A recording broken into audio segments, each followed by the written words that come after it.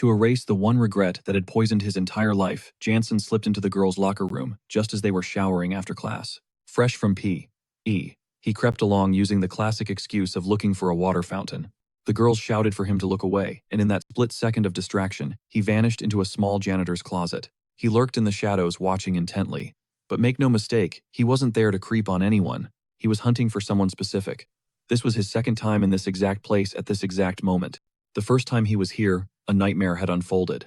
Back then, a strange man had stormed into the girls' dorms. The instant the students spotted him, he panicked and bolted, trying to escape. Jansen had the perfect chance to stop him, but when their eyes met, he was paralyzed by fear. He froze, and that single moment of hesitation became the catastrophic mistake that ruined his life. That man wasn't trying to run away. He was there to hunt his prey. One unlucky young woman became the monster's target, a monster hiding in human skin. The attacker charged toward one of the shower stalls, where a girl was all alone, completely defenseless. She had no idea of the horror about to descend, and Jansen's fear gave the predator the perfect opening he needed. Before any help could arrive, the man savagely attacked the young woman. When he was finished, he murdered her without a shred of mercy. Jansen heard the screams echo through the halls, but he was powerless to move. In time, everyone else forgot about the incident, but he never could. That memory became a living nightmare, tormenting him every single night. The trauma shattered him, making it impossible to fit back into society. He dropped out of school and enlisted in the military. But that deep internal wound festered, twisting into a constant simmering rage that got him constantly reprimanded by his superiors, often for his explosive behavior. Even so, that fury never faded no matter how many enemies he took down on the battlefield. Over time, he earned the nickname the Lone Wolf. During that period, he was on a mission to capture the boss of a notorious criminal syndicate. A seriously dangerous mission, but it ended in disaster when he was betrayed by his closest comrade, a betrayal that led to his entire squad being wiped out. That same traitor stabbed him with his own hands, but the inferno of rage inside him refused to let him die. When he next opened his eyes, he was in a completely different place, wearing clothes he didn't recognize. A concerned student approached him, noting that Jansen had been standing perfectly still for several minutes. The kid's face contorted in pure terror when he met Jansen's gaze and saw the eyes of someone who had stared directly into hell. Disoriented, Jansen asked if the kid was a student. The young man, just as confused, stammered out a yes. In Jansen's mind, he was still pinned down in the crime lord's hideout, so he assumed the kid was lying through his teeth. The boy, shaking, insisted they were inside a school. That single word brought Jansen to a dead stop. He demanded to know the date and the year. The answer knocked the wind out of him. 2015, 10 years before the day he was murdered. The other students, freaked out by the intense scene, slowly backed away, leaving Jansen standing alone. As he struggled to process the impossible, one thought clawed its way to the surface. He had traveled back in time. A quick glance in a nearby mirror showed him his own high school face staring back. To prove it wasn't a dream, he rocked himself with a full-force punch to the jaw. The searing pain confirmed it was all real, and if he was alive, it meant someone was about to pay. While walking, he overheard a group of girls gushing over some new hotshot celebrity they thought was incredibly handsome. That's when they saw Jansen staring at them with a bloody nose. To them, he just looked like some total creep, as if he was staring at them like objects, and it seriously weirded them out. They told him to look away, one of them calling him disgusting, making it painfully obvious their compliments were not directed at him. But Jansen wasn't looking at them with any interest. His gaze was locked on the girl standing in the center of the group, because he knew that in a matter of minutes, she was about to become the victim of a horrific tragedy, and he was ready to prevent it no matter what it took. A few minutes later, he stood before the entrance to the girls' dormitory. He could hear some girls whispering about a suspicious guy who had been seen lurking near the school's front gate. That was his cue. Jansen walked right in, head held low, excuse at the ready. He was just looking for some water. He claimed the water supply in the main classroom building had been shut off. To his shock, the lie actually worked, and the girls let him pass. They made it clear, though, that he better not cross any lines. He couldn't care less. All he could think about was when he would finally appear. He was ready to unleash 10 years of pent-up rage on that criminal. Then, right on schedule, a girl's scream ripped through the air outside. She'd spotted a strange man hiding in one of the rooms. Jansen immediately got ready. It was the exact same face from 10 years ago, charging toward him just like before. But this time, something fundamental had changed. Instead of fear, there was only fury. The only thing the criminal saw reflected in the kid's eyes was pure rage. The attacker tried to bolt, but a wall of female students instantly boxed him in. Jansen stalked towards him, moving like a predator, closing in for the kill. Trapped with two girls screaming their heads off, the man completely lost it, whipping out a knife and threatening everyone. But before he could even flinch, a bucket of water flew through the air and smashed violently against his face. The creep howled in pain, screaming he'd murder whoever did it, but as he spun around to find his attacker, the only thing he saw was a foot crashing down on his skull. In an instant, his body was launched into a nearby wall. Still, he turned out to be tougher than he looked, because he was still conscious, which was actually the worst possible sign for him. The moment he saw the look on Yansan's face, a violent tremor shot through his body. However, he remembered he was the one holding the blade, so using that dim-witted brain of his, he lunged at the young man, screaming like a maniac. But he missed like the complete loser he was. The kid then grabbed the attacker's wrist, gave it a gentle twist. A sickening crack echoed. And just like that, he was disarmed. It was like he was dealing with a toddler. When the man looked back at the kid, one of his legs was already airborne. Immediately, another brutal kick slammed into his head, making him see stars. Most of his teeth were already knocked out of commission. His dignity was obliterated, his soul halfway out the door. He dropped like a sack of trash, completely out cold. But that was just the appetizer. The main course was just about to begin. To everyone's horror, the kid channeled all the pent-up pain from his army days and started relentlessly pummeling the attacker's face. By the time he was done, the man's face looked like something straight out of a horror movie. This only fueled the kid's rage even more. He geared up to continue with another round, but just then a voice called out from the side. It got his attention, and when he turned, he was met with an almost heavenly sight. The girl, still in a panic, told him that if he kept going, the man was going to end up dead. But he didn't hear a single word she said. He was too busy staring at her for no apparent reason, which only cranked up her discomfort level to 1. Flustered and beet red, she was mentally chewing him out. Sure, he'd saved her life, but the way he was staring her down made her skin crawl with embarrassment. The cops finally rolled up, basically rescuing the criminal before our guy could change his mind and permanently delete him. An officer standing next to the kid remarked how insane it was that he'd handled the entire situation solo. He then asked if he had some kind of special ops training, but the kid just blew off the question. He mumbled something about seeing the move on TV once, but the cop wasn't buying it for a second. Not even trained commandos moved with the kind of lethal grace this kid possessed.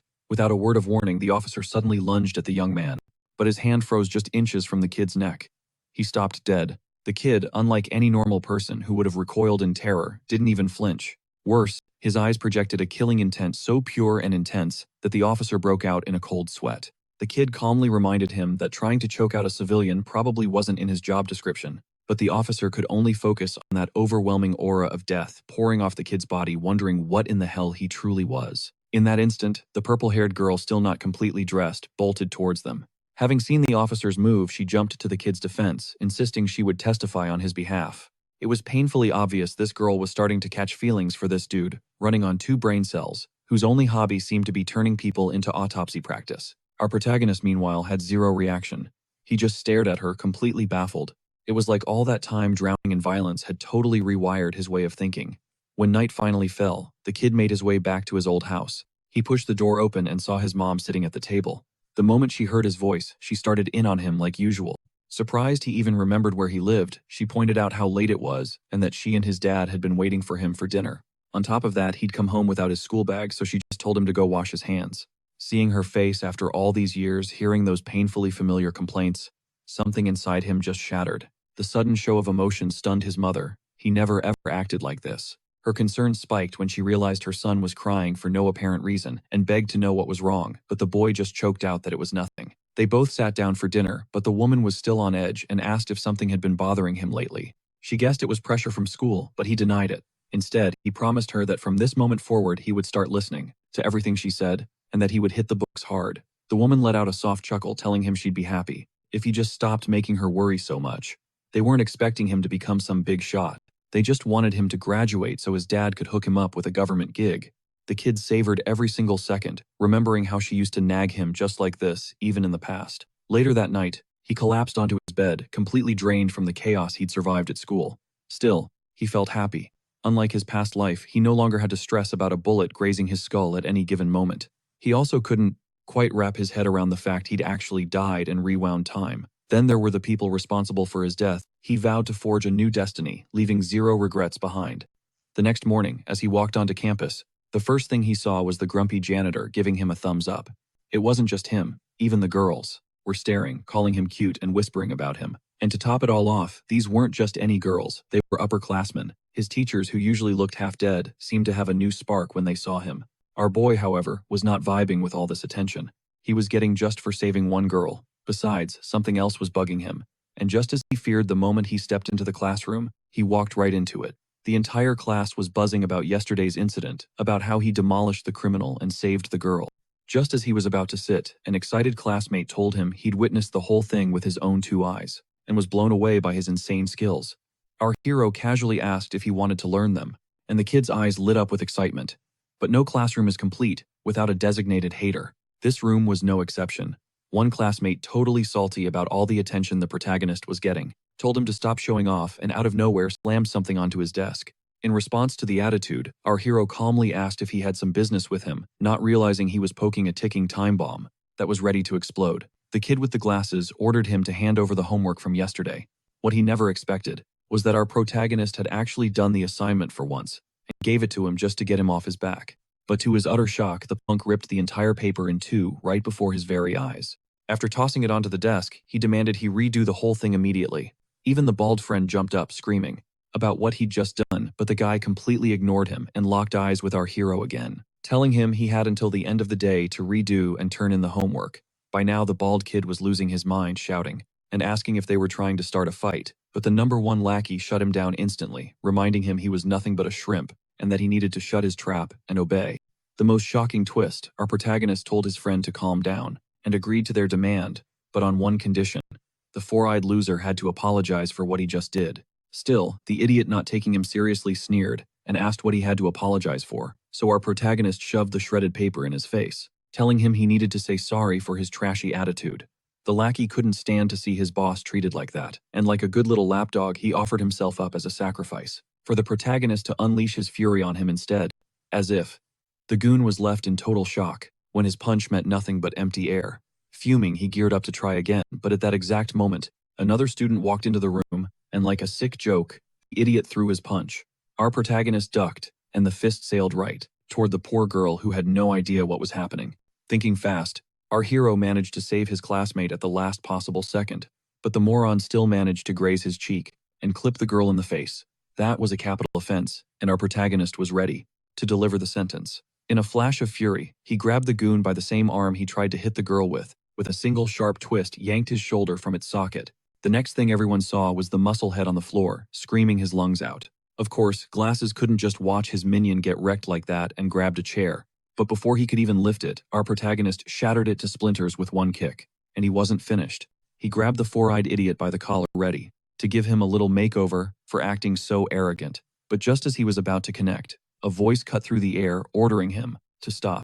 It was one of the teachers who, instead of blaming the actual culprit, started laying into our hero for using violence at school. The poor girl tried to explain what really went down, but the man cut her off mid-sentence, ordering the kid to report to the disciplinary office in a few minutes. Our hero arrived at the office to find the same portly administrator waiting, and even knowing what happened, the man immediately started blaming him for everything. Our protagonist shot back, asking if he was supposed to just stand there and get beaten to a pulp instead of defending himself. The fat man reminded him that Glass's kid's father was a major player, someone so powerful, not even the school's principal would dare to cross him. He explained that he understood kids his age were impulsive, but there are times in life when you just have to eat it, and this was one of them. He told him to write an apology, and then he could leave. Fuming, our protagonist decided to play along for now and walked back to the classroom. To his shock, the entire class erupted in cheers for him. As if he were a war hero, returning home, the girl he saved even brought him a bottle of water as a thank you. But he just brushed it off, saying it was no big deal, that the only thing that mattered was that she was safe. But there was one person who was not happy with all this newfound attention. The class bully was seething that everyone was treating him like a hero. Annoyed, he turned to the kid in the glasses. He asked if he should get some guys together to teach him a lesson after school, but for some reason, Glasses' kid told him not to. The bully was caught off guard and asked why, to which the other kid replied that he had something much better in mind. He then made a call to someone named Uncle Sal. It turned out the little monster wanted to frame our guy for a crime he didn't commit and get him thrown into a juvenile detention center. The next day, our protagonist was teaching his bald friend some martial arts. At the same time, the little gremlin was bouncing off the walls trying to impress our hero. Just then, a girl appeared at the classroom door, grabbing everyone's attention. It was the purple-haired girl Lynxie. She had come looking for our guy, but there was one small issue. The classroom was filled with teenage boys, a room packed with hormones. So instead of answering her, they all just stared at her legs. Luckily for her, she spotted our guy. She motioned for him to come outside from across the crowd, showing she wanted to talk. The kid hesitated, not wanting to draw even more attention to himself, but as usual, his friend gave him a nudge with a knowing smirk, basically telling him to bounce and not blow her shot. A few moments later, they were both standing in the hallway. That's when the girl, without a second thought, invited him over to her place that night. But it wasn't because he was about to get lucky. In reality, her father wanted to meet him, to properly thank him for saving his life. The most mind-blowing part, she was the daughter of Lin Jiming, the commander of the Eastern Theater, a name our guy knew all too well. The man had been one of the youngest ever to skyrocket to the rank of Major General. He was a legendary figure on the rise within the military, but for reasons nobody could figure out, he had supposedly stepped away from the core circle of power. Still, out of respect for the man, our protagonist accepted the card she handed him and asked her to pass along a message to the commander. Taking out scumbags was just part of his duty, so no thanks were necessary. The second he stepped back into the room, the first question was what the girl had said. Not in the mood to explain a single thing, our guy just joked that her father wanted him to marry into the family. Obviously, nobody was buying something that ridiculous. In that moment, he noticed someone approaching their table. It was the same four-eyed geek from before, claiming the principal was calling for him. A few minutes later, our hero walked into the principal's office, and with zero warning, the man just started unleashing on him, accusing him of trying to murder a student. It turns out the muscle-headed moron, the same one whose arm he dislocated, had filed a completely bogus report claiming he had severe head injuries, but our guy wasn't buying a single word of it. He even pointed out that the ink on the document wasn't even dry yet, asking if they really expected him to fall for such a low-effort fake. Even so, the principal slammed his fist on the table, demanding to know if he was questioning the hospital's report. Damn right he was. Our protagonist told him if he was so worried about the big oaf's condition, they could take a field trip to the hospital, and they could see for themselves if his injuries were legit or if they just botched the cover-up job. He warned the man that he knew exactly what they were trying to pull, and it would be smart to just stay out of this mess. Because not even that idiot's father was powerful enough to cover up the entire sky with one hand. That seemed to hit a nerve. The principal started stammering, completely lost for words, but just then, a knock echoed at the door and two police officers walked in. They looked shady as hell, and they were there to arrest our guy for intentional assault. With no other options, he decided to just play along for now, just to see how far this whole charade would go. Outside, the little rat who orchestrated the entire thing was waiting, not even trying to hide his triumphant smirk. The moron was so sure our hero was never coming back that he shamelessly admitted to being the one pulling all the strings. But our guy was actually thrilled by the little game that had just kicked off, because this fool had no idea that in his past life, he ate bullies like this for breakfast. A couple minutes later, our protagonist was sitting in an interrogation room. The very first thing the cop did was toss a confession paper at him, demanding he sign it. But our guy suggested that instead of wasting time with him, they should check the phone of Jean Chong, who was the four-eyed lackey, and look at his transfer records. He also made one thing crystal clear: he wasn't saying a damn thing until his lawyer showed up. Since he had time to kill, he decided to have a little fun with them. He gestured at the cameras, saying he knew they weren't even working. On top of that, they didn't have a warrant. Their uniforms were out of regulation, they never showed any ID, and their procedures were riddled with mistakes. To top it all off, their interrogation skills were straight-up amateur hour. The men got visibly flustered hearing this, wondering if they'd massively screwed up by messing with the wrong person, because this kid knew every single loophole in the system like the back of his hand. Hearing them whispering, our guy told them to bring in their superior, someone who actually understood the rules.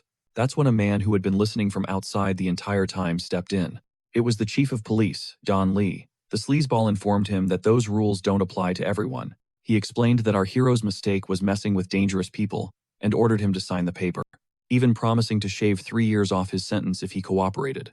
But our guy, without backing down an inch, just told him he was trying way too hard to suck up. He called him out for being nothing more than a deputy chief, desperate to climb the ranks, and that if he kept groveling to get ahead by any means necessary, sooner or later, he was going to end up falling flat on his face.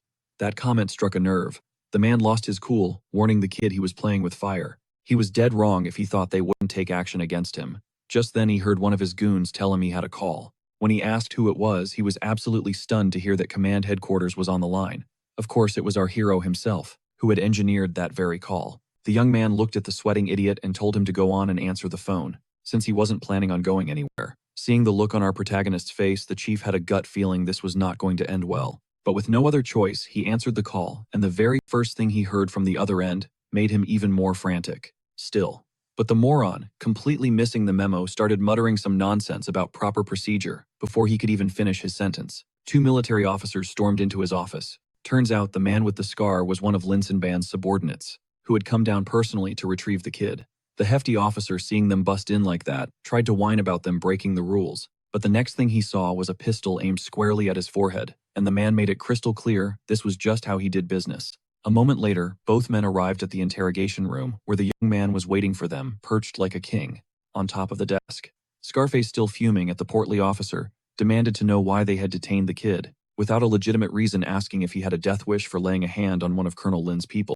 It became clear our hero had been a step ahead from the very beginning ever since that damn Four Eyes had targeted him. He'd sensed something was off, which is why he had his young assistant on standby telling him to call a specific number if he didn't return soon.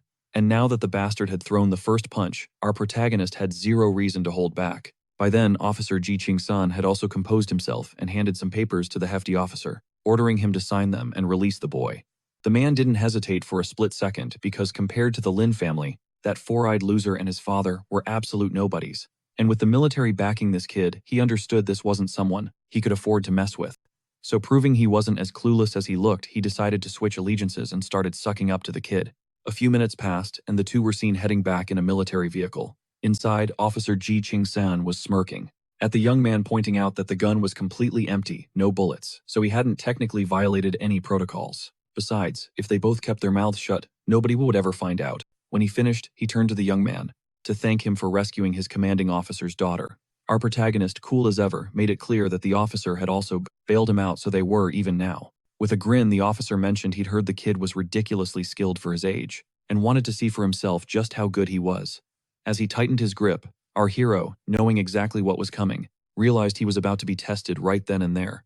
And sure enough, without any warning, the officer lunged to attack him. But our protagonist managed to shift at the last possible second and countered with his own strike.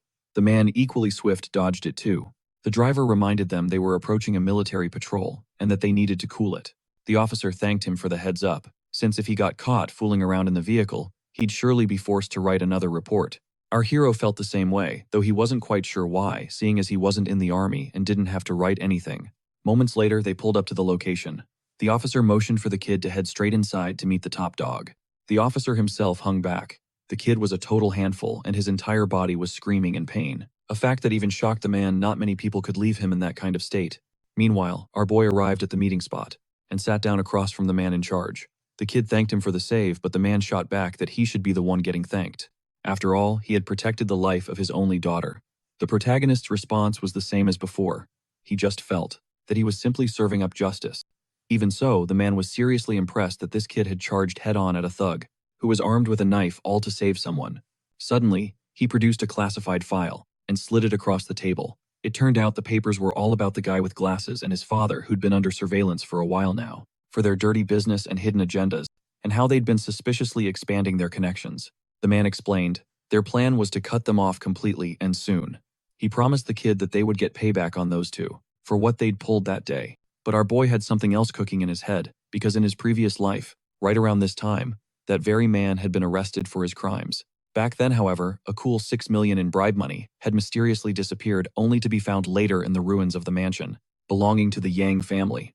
A smirk crept across his face as he remembered that, and the man asked if he had something on his mind. Oh, he did. His plan: infiltrate the mansion and yoink all that cash without the owner ever finding out. Night fell, and our protagonist suited up, rocking his cheapest thief outfit complete with a weird hat to cover his giant head. And in classic stealth mission style, he began tiptoeing out of the house. That's when he spotted his mom, passed out on the couch having stayed up late watching a horror movie. But what really threw him was hearing her mumble in her sleep that she wanted to break both his and his father's legs for goofing around all the time and pushing her to her limit. Still, as he was slipping out of the apartment, he heard her tell him to come back early after school, which brought a smile to the protagonist's face. He knew how much his mom actually cared. After making some good time, he finally arrived outside the Yang family's villa. The whole place was crawling with security cameras, but he somehow managed to slip past them completely undetected. Once he was in position, he set the timer on his watch and vaulted inside like a ninja. Weirdly enough, there wasn't a lot of security on the inside. Tapping into his past life memories, he knew the money had been found in an abandoned garden decoration. But since the exact location was a mystery, he started casing the entire area. To hide that kind of cash, the decoration had to be huge. That's when he spotted a fountain in the distance, and figured that might be the spot, since not only was it large enough to hide the money, but it was also running in the dead of night, which was super suspicious. As he was scoping it out, a guard suddenly appeared on patrol. As the guard got closer, he heard a rustle nearby. He immediately went on high alert, realizing that someone had breached the villa's perimeter. But on a closer look, he saw it was just a fluffy white cat. Shrugging it off, he decided to head back and get some rest. After the guard bounced the cat, noticed a ripple in the water, and out climbed our protagonist, drenched from head to toe, looking pissed as hell and clutching bags stuffed with cash. It turned out there was a hidden compartment inside the fountain where they stashed the loot, and he'd gotten lucky finding it fast.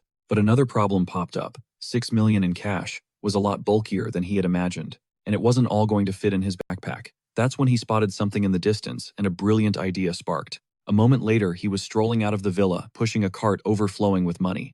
There were no cameras or guards in his path, just a kid casually walking away from a powerful official's house with 6 million bucks in tow. All of a sudden, he saw a car barreling toward him at full speed, screeching to a halt right behind the kid. It was young Tianli stumbling home after a night of getting wasted with his buddies, and he was completely hammered. The first thing he did was kick the pile of bags, thinking it was just garbage, all while cussing out our protagonist for making him look like a fool in front of everyone. But then he froze, and taking a closer look, he noticed it wasn't trash, it was money. By that point, our protagonist was already right behind him, and he landed a clean chop to the back of his neck, knocking him out cold. He didn't appreciate being called trash. Besides, the guy was a drunk minor driving without a license, model, and that just pushed him over the edge. This dude was the textbook definition of a spoiled rich kid, so as a little going-away present, he decided it was time to teach him a lesson. He hoisted the drunk kid's head up, and with a knife in hand, started giving him a fresh new cut, one that perfectly matched his rotten personality. Before the kid could even stir, the job was done. The next morning, he managed to slip back home without a hitch, only to hear his mom banging on his door, telling him to get up. But after being out all night, he was completely drained. He just told her he was feeling sick, hoping she'd back off. The woman told him to grab some breakfast when he came down, mentioning she was heading to the temple to pray. When he asked why, she explained that she believed their house was haunted. She'd found a kitchen knife caked with somebody's hair, and there were also puddles of water right at the entrance. She was absolutely convinced it was the work of a ghost. The actual ghost had no idea how to even respond to that, so he just stayed dead silent, while his mom went on and on with her superstitions. The following day, that same security guard was returning to the mansion when he spotted a drunk passed out, asleep right outside the gate. He kicked him awake with a shout, thinking he was some trespasser, completely clueless that the guy he was booting was the son of the mansion's owner. The second he recognized him, the guard started panicking, apologizing profusely and asking what he was doing sleeping on the street. The four-eyed kid, still totally dazed, had no clue what had happened and tried to piece together the events of the previous night. That's when he felt something bizarre on his head. Looking down, he saw clumps of his own hair scattered on the pavement. It hit him that someone had given him a butchered haircut, but the real question was, who had the balls to do something like that to him? He didn't care and started screaming that he was going to have his father murder whoever was responsible. If only the moron knew the person he was hunting was the very same guy he'd tried to throw in prison. With that, he sprinted towards his house, yelling for his dad to catch the culprit, but he froze dead in his tracks the moment he burst inside.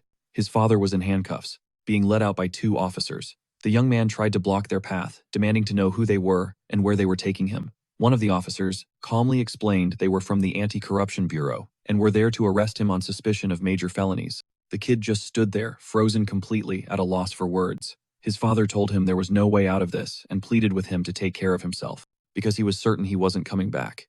Meanwhile, our protagonist transitioned from a fighting machine to an exhausted strategist dozing off in class. It was then that his classmate rushed over with the breaking news of Yan Tianli's father being arrested. But since our hero showed zero reaction, his classmate was baffled and demanded to know why.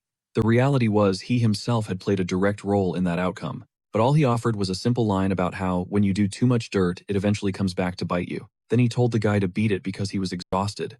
His nosy friend then asked what he'd been up to all night to look so wiped out. On top of that, he pointed out that our protagonist smelled strange, annoyed by all the questions he just shot back that he went diving in the river to catch fish last night.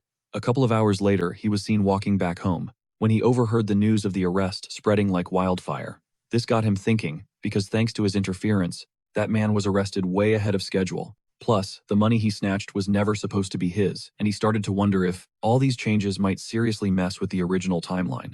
But he decided not to dwell on it, and focused on the 6 million, wondering where he should even begin to spend it. His primary objective remained the same, getting revenge on the people who stabbed him in the back. However, $6 million wasn't nearly enough to assemble a crew capable of going up against that man. He considered investing the money somewhere to generate a steady income, like buying a building and renting it out. But he decided against it, since a poor kid suddenly showing up and buying a multi-million-dollar property would raise way too many red flags. It would look incredibly suspicious. Lost in these thoughts, he wandered into an alley, where a group of thugs was beating some guy to a pulp. It looked like a mugging, and since he didn't want any part of it, he decided to just wait for them to finish so he could pass by. But then he saw the victim's face and froze on the spot, because it was the same fat cop who had tried to throw him into a juvenile detention center just a little while ago. What were the odds? He was trying to figure out where to invest his dirty money, and he stumbles upon a corrupt police department director, getting his ass handed to him in broad daylight. Just as he was trying to process this insane situation, one of the goons, the one with a ridiculous-looking beanie, lifted a steel pipe and slammed it right onto the back of the officer's neck, leaving him on the ground out cold. Instead of bailing, the idiot started freaking out, wondering if they'd actually just killed him with that blow. The guy in the beanie, just to be sure, geared up to hit him again, but before he could swing, he spotted our guy sitting up on a tree branch. A blur of motion exploded towards him. Before the official could even react, our protagonist launched into the air and smashed him with a kick so brutal it flattened the guy on the pavement. The rest of the goon squad was not happy with this development. The officer, still breathing, looked up to see his savior, his eyes widening in shock as he recognized the face. A couple of minutes later, our hero had already wiped the floor with the remaining thugs, then strolled over to check on the man. He asked what a suit like him was doing in a grimy place like this. The man explained he was on an undercover inspection, which is how he ended up getting jumped. But the real question was why he came alone, when everyone knew this area was crawling with trouble. The man then offered to hire him as his personal bodyguard, to tag along on these inspections. Naturally, our protagonist shot him down and got ready to bounce. So as a thank you, the official offered him a ride home in his car.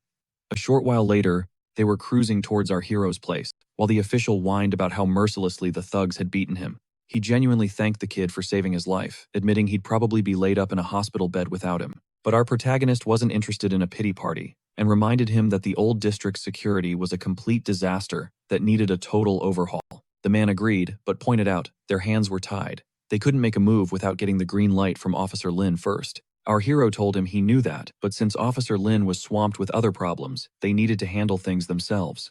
Besides, he pointed out that if the official ever wanted to climb the corporate ladder, he couldn't just rely on undercover gigs. He needed to score some massive wins of his own, and that meant taking some serious risks. Confused, the man asked what he was getting at, and our protagonist revealed he had a plan to get filthy rich and was scouting for a partner he could trust. The man, still lost, asked what he had in mind. Our hero told him about an old district in the east that was secretly slated for demolition. This bombshell floored the official, who had no idea, and if they scooped up buildings there before the news went public, they could rake in a fortune. But there was the issue of cash. Buying up that area wouldn't be cheap, and without the right connections, they wouldn't get far. The protagonist told him not to sweat the money or the contacts because he had all of that under control. He needed someone on the inside to manage the logistics and keep the paperwork looking squeaky clean, and the official was the perfect man for the job. So the protagonist laid it out. Was he in or out? The man jumped at the chance, but out of curiosity, had to ask how. He knew something so top secret. Our protagonist simply said, "That's a secret." The following day, our hero was chatting with his assistant, while the rest of the class was in self-study mode. Suddenly, he spotted a strange figure approaching. It was the loud-mouthed bully from before, who to everyone's utter shock collapsed to his knees right in front of him, after getting put in his place. The reason he was there, to desperately plead for him to save his father from the Lin family. He claimed our hero was the only person he knew with actual connections to them, and in return, swore he would do anything. No one was vibing with this pathetic scene, and the entire classroom erupted in laughter at the sight of the former top dog, reduced to such a miserable state after losing everything. He just knelt there, taking every single insult, knowing that without his dad's influence he was completely powerless. As for our protagonist, he wasn't exactly thrilled by this new look either. Not because the guy didn't deserve it, but because he had wasted so much time, giving him that sick fade only for the idiot to show up completely bald. And since he couldn't stand watching a grown man groveling and crying in front of him, he told him to get up, explaining that a man shouldn't break down so easily. Hearing that the bully thought he was about to get help, but our protagonist immediately clarified that he never said that. He reminded the fool that his father was arrested under the full extent of the law, and that as his son, he should be well aware of what his old man did to end up in that mess. He suggested that, instead of trying to pull strings to get him out, he should cooperate with the investigation. The dude finally understood that there was no saving his dad, so he stopped wasting his time and turned to leave. But before walking away, he hurled one last warning, vowing to make sure our protagonist lost everything, just like he had. Yeah, the unhinged idiot was basically cursing him, hoping he'd lose all his hair and end up just as bald. That night, the fool was scheming with his lackeys, who were having serious doubts about his plan. But the bald clown ordered them to shut their mouths and do as they were told. Still, they tried to reason with him, saying it'd be better to just jump the guy, instead of burning down an entire building. But by that point, he was completely off his rocker and told them they had to make sure it looked like an accidental fire. Left with no choice, the idiots got ready to set the blaze, but right as they were about to light it up, a voice echoed from behind them, making them jump. Terrified, the bald man whipped around to see who it was. He was wondering what they planned to do about his house. Seeing him appear from thin air, the bald man ordered his lackeys to take care of him first. But it turned out these were the exact same thugs our protagonist had already thrashed in the alley, so they were terrified of him. Even so, the bald leader didn't give a damn and demanded they obey. The men immediately started cooking up excuses to get out of the situation. Annoyed by the racket, our protagonist told them there was no need to argue since they were all about to get wrecked anyway. Then he lunged at the first guy, and he slapped him with every ounce of his strength. The blow was so brutal, the guy's face nearly caved in, sending him to the floor completely unconscious. The bald guy, still too slow to process what had just happened, ordered the second man to take his turn. The thug just turned around and started backing away, claiming he'd just remembered he left the gas on at his house and had to leave immediately. The bald man screamed after them, calling them ungrateful cowards for abandoning him in a moment like this. It was then that he heard our protagonist's voice ask if he was ready for what was coming next. The fool, feeling the immense pressure radiating from our hero's body, started breaking out in a cold sweat. But instead of begging for his life, he decided to attack. Before he could even make a move though, our protagonist was already in his face. He grabbed him by the arm, and in that instant, the bald man knew he couldn't win no matter what, so like the true coward he was, he started apologizing. He reminded our hero that they were still classmates and claimed he was only joking around. Next thing he knew, a fist connected squarely with his jaw, launching him into the air. A couple of minutes passed, and the police arrived on the scene.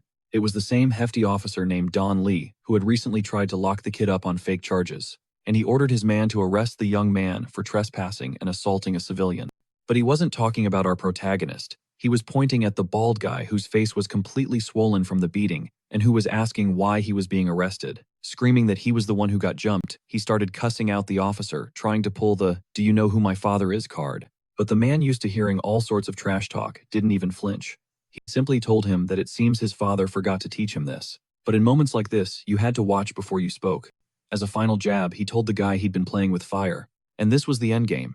He gave the order, and they hauled the man away, turning his attention back to our protagonist. He thanked him for his hard work, offering to take him somewhere cultural to unwind, but our MC, clearly not feeling the vibe, just said he was dipping. He told him he had to bounce, because he had business to handle the next day. The following morning, our protagonist arrived on site with the man. As they surveyed the area, the man was visibly pissed at the rundown state of the place, but our protagonist knew better. He knew this plot of land was a straight-up gold mine, because the last time it was demolished, it created 17 multimillionaires. Since he couldn't just say that, he casually mentioned hearing that this area was part of the Satellite City's expansion plan. He laid it out: a new high-tech industrial zone was about to send land prices through the roof, and the demolition compensation would skyrocket right along with it. The fool, not even questioning how he knew all this, just laughed and said he'd made the right call teaming up with him. Our protagonist just reminded him to hurry it up. They couldn't waste the whole day at just one location. A few minutes later, our protagonist was standing inside a bar. He was in the middle of buying it from an old man when the fat guy piped up, commenting on how nice the spot looked. He wanted to know why he was selling. The old man sighed, explaining it was all his son's fault, who'd racked up massive gambling debts. Now loan sharks were showing up every single day, demanding their money. That's why he was forced to sell the bar, just to pay them off. If he didn't, they were threatening to just take the building by force. The fat guy was not thrilled to hear that. But our protagonist started getting suspicious. It felt way too weird that these debt collectors were so interested in the place, especially right before it was scheduled to be demolished. So he asked the old man for the name of the guy holding the debt. It turned out to be some dude named Chen Jingshu. The old man explained this guy seemed more fixated on getting the building itself than actually getting the debt repaid, which is why he was terrified of losing everything and had put up the urgent sale sign. That detail clicked everything into place for our protagonist. He decided to head out and do some digging on his own. When Director Don asked where he was going, our protagonist shot back that there was someone else who, just like them, knew exactly what was about to go down in this area. Elsewhere in the city, a man stared out his window, but the real view was happening behind him. A woman with an absolutely stacked figure was asking him why he was looking outside when he had a much better sight. Right behind him, the man hit her back with some cheesy line about how a king has to survey his territory. This guy was none other than Chen Jinghu, the same one. The old man mentioned a major player who ran casinos, loan sharking, transportation, and pretty much any business you could think of, where he could stack some serious cash. His operations sprawled across the entire metropolis, earning him the nickname Chen Half City. And the word on the street was, once the sun went down, he became the true shadow ruler of everything. Meanwhile, the portly Don Lee was spilling all this to our protagonist, his voice laced with panic. If a powerhouse like Chen had his eyes on the demolition project, they were completely screwed. To make matters a million times worse, Chen had deep connections inside the family. The Chen family in the capital. That last detail snagged our hero's attention because the very person he was hunting was also tied to that same family. If he could topple this guy, he could use him as a stepping stone to get closer to his real targets. Seeing a smirk spread across his face, the big guy was baffled, asking if the protagonist knew someone else from that family. The answer was a chilling yes. And since this man worked directly under them, the plan was simple: eliminate him. Crushing him would shatter their network and create the perfect opening. With that settled, he told the big guy to push forward with the paperwork to acquire the building while he handled the messy stuff. Elsewhere, Shin Jin-Hu was absolutely raging when he found out the bar had been bought out from under him. Standing before him was some pretty boy subordinate, trying to explain what happened, but Chen was so livid he didn't even let him finish. A savage backhand sent the kid reeling, and Chen began ranting, venting about all the hard work he'd poured into that place. Just then, a strange-looking man burst into the room. This dude turned out to be his manager, rushing in with critical intel to calm him down. The manager flashed him a photo of our protagonist and the big guy. Chen completely blew past the pretty boy, who looked like a psycho fresh out of an asylum, and immediately recognized the big guy. He knew him as the bootlicker who worshipped the Yan family at every opportunity. What really got him, though, was how that snake hadn't gone down with the rest of them, considering he was involved in all their shady deals. As for our protagonist, he had no clue who this guy was. His vibe was all wrong for someone in the underworld. When Chen finally simmered down, he told the blondie not to make any direct moves against Don Lee. As for the mystery kid, he ordered a complete file on his entire life to be on his desk within 3 days. Before leaving, he turned back to the guy he'd just smacked. As a little motivation, he ordered him to take some men and stake out the bar. But if he screwed up again, he was going to get him castrated and sent to work as a gigolo, basically a death sentence. Outside, our protagonist and his partner were heading toward their destination. For some reason, his partner was getting cold feet, hesitating. They were walking straight into Chen Jinghu's territory after all. Our MC knew that perfectly well, and just ordered him to keep moving and stick to the plan. After a short walk, they reached the spot where his partner was supposed to lie low and wait for the signal. The protagonist planned to dive headfirst into the enemy's den all by himself, so he reassured the kid that no one would even look twice at him as long as he stayed hidden. His partner was still on the fence, but the protagonist knew exactly how to push his buttons. He brought up that brand new gaming console that just dropped, asking him if he didn't want it. That did the trick. With his partner motivated, our hero prepared to launch his operation to take down Shin Jin-Jo. His plan wasn't exactly detailed, but the gist of it was to infiltrate the enemy's main hideout, a place swarming with thugs while being completely unarmed. And for some reason, the psycho looked absolutely thrilled. In his past life, he had raided this exact place with his team, so he knew the layout like the back of his hand. Thanks to that inside knowledge, he walked straight up to a secret entrance and knocked. A guy appeared claiming they weren't open tonight. This was the secret password to get in, and our MC knew the perfect response. He shot back that whether you do business or not all depends on luck. The password worked. The guard greeted him, but he was still curious who this new face was. But our protagonist gave him just enough of an answer to shut him up. Then, with that lazy smirk of his, he said he was there to have some fun, and asked what kind of services they offered. That turned out to be the magic phrase, because the very next thing he saw was an entire line of gorgeous women walking right toward him. The protagonist strolled through the establishment with a blonde woman on his arm, scanning a room packed with miserable men who had already gambled away their entire lives. The woman, oozing that sweet and seductive charm, leaned in close, purring that he didn't look like these other losers. She claimed he had luck written all over his face and was destined for a huge win that day. But our hero knew she was just trying to gas him up so he'd end up just as broke as the rest of them. Still, he had no intention of backing down. The protagonist knew this game wasn't just about luck. The woman had no idea what he was getting at, so he reminded her that working in a place like this, she should know better than anyone. Since she kept nagging him, he ditched her and headed for the counter. Slapping down cash for 100,000 in chips, he immediately locked his eyes on the first suckers, eyeballing him from across the room. He decided to make them his first victims. He took a seat, and the man across from him began to set up the game. The rules weren't exactly clear, but our protagonist ended up holding an ace of hearts, a king of spades, and a queen of clubs. It wasn't a killer hand, but it was solid enough. He then glanced at the heavy-set guy beside him, who was, for some bizarre reason, sniffing his own hand. Looking closer, he noticed the guy's ear twitching and the muscles in his face pulling upwards, a dead giveaway that he was holding a monster hand. The dude with the long hair on the other side was a tougher read, but our hero spotted a disgusting, overgrown nail on his pinky finger. He was positive it wasn't just for decoration. That thing was definitely used for marking cards. As he was analyzing them, the dealer announced that all cards were dealt and asked if anyone wanted to up the ante. The long-haired guy just called, while the big dude raised by 5,000. Then it was our hero's turn. Without even blinking, he shoved his entire stack forward, going all in. The heavy-set guy was stunned. It was the very first play of the night. He started wondering if this new guy was actually holding something better than him. The long-haired man just assumed the protagonist was trying to bluff his way to a win. Seeing their hesitation, our hero pulled a legendary move. He held up his hand, playing the part of a total rookie, and asked if his hand was big. Acting completely clueless, the other man had no idea how to even respond. The other two players figured they were walking into a trap, so in the end, both of them folded. But when it was time for the reveal, they looked like absolute fools when they saw the protagonist's cards. His hand was way worse than either of theirs. Enraged, they slammed the table and screamed for another round.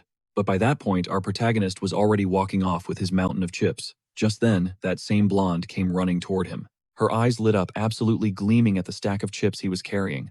Realizing our hero was now loaded with cash, she started swaying her hips and flashed a phony smile, suggesting he could now afford to buy her older sister a drink.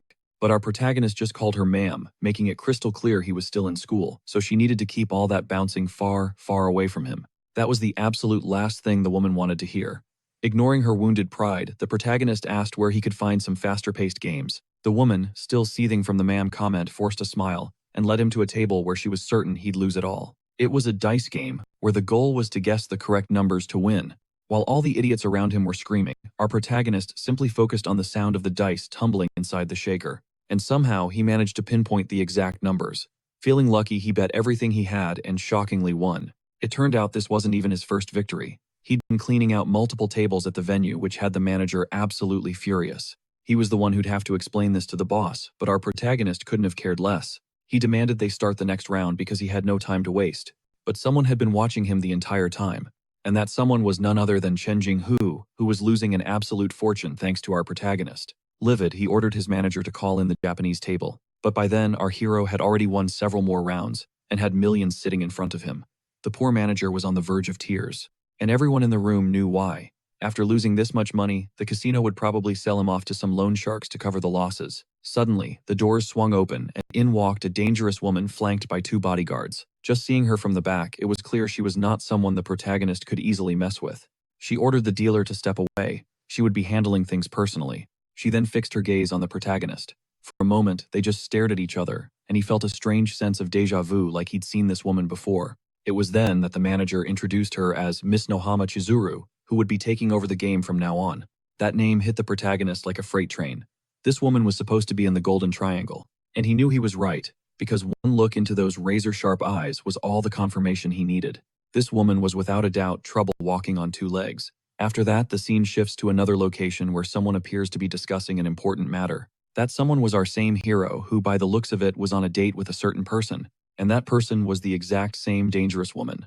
It turns out that in the past, or perhaps in the future, they had some kind of history. Back in that moment, the protagonist began to sip the liquor the woman had poured for him, but he suddenly heard her ask him not to close it. Confused, he tried to figure out what she was talking about. The woman, now standing on top of the table for some reason, insisted again that he not close his eyes. She explained that his eyes looked like a wolf's, and she really enjoyed that fierce look. Piercing, so he told her to keep his attention.